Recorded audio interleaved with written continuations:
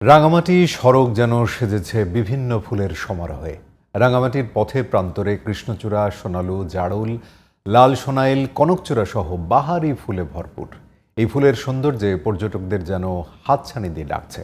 পাহাড়ের চেনা ফুলের ভিড়ে সুন্দরের পেখম মেলে মুগ্ধ করছে অনেকের অচেনা ফুল লাল সোনাইল। ফুলের সৌন্দর্য উপভোগ করতে এবং ফুলের সাথে ছবি তুলতে ছুটে বেড়াচ্ছে তরুণ তরুণীরা। রাঙামাটি প্রতিনিধি মিল্টন বাহাদুরের রিপোর্ট, জানাচ্ছেন ফারিয়া হাফেজ নিঝুম।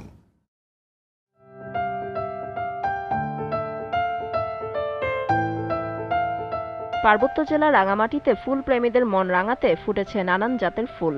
রাস্তাঘাট যেন সেজেছে বিভিন্ন ফুলের সমারোহে। পথে প্রান্তরে কৃষ্ণচূড়া, সোনালু, জারুল, লাল সোনাইল এবং কনকচূড়া সহ বাহারি ফুলে ভরপুর। এই ফুলের সৌন্দর্য উপভোগ করতে ও ফুলের সাথে ছবি তুলতে ছুটে বেড়াচ্ছে তরুণ তরুণীরা। সুন্দর একটা পরিবেশ তৈরি হচ্ছে, এখন খুবই ভালো লাগতেছে। ছবি সুন্দর আসে, সবকিছুর জন্য প্রকৃতিটা সুন্দরের জন্য ভালোই লাগে। ভবিষ্যতে যদি আরো রাঙামাটিতে ফুলের গাছ থাকতো তাহলে আমাদের রাঙামাটিতে পর্যটকের সংখ্যা আরো বেশি বাড়তো।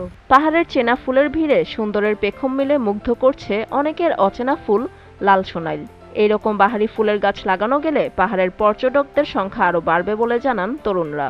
সোনালু বা যে কোনো ফুলের গাছ, জারুল, এই ফুলগুলো যদি বেশি বেশি লাগানো হয়, এই গাছগুলো যদি বড় হয় রাস্তার আশেপাশে, তাহলে অনেক সুন্দর লাগবে, আরো সুন্দর হবে। রাঙামাটিতে এরকম ফুলের এই সিজনে অনেকগুলো ফুল ফুটে, আর এরকম সিজনে যদি এরকম গাছ অনেকগুলো লাগানো হয় তাহলে রাঙামাটি আরো সুন্দর হবে।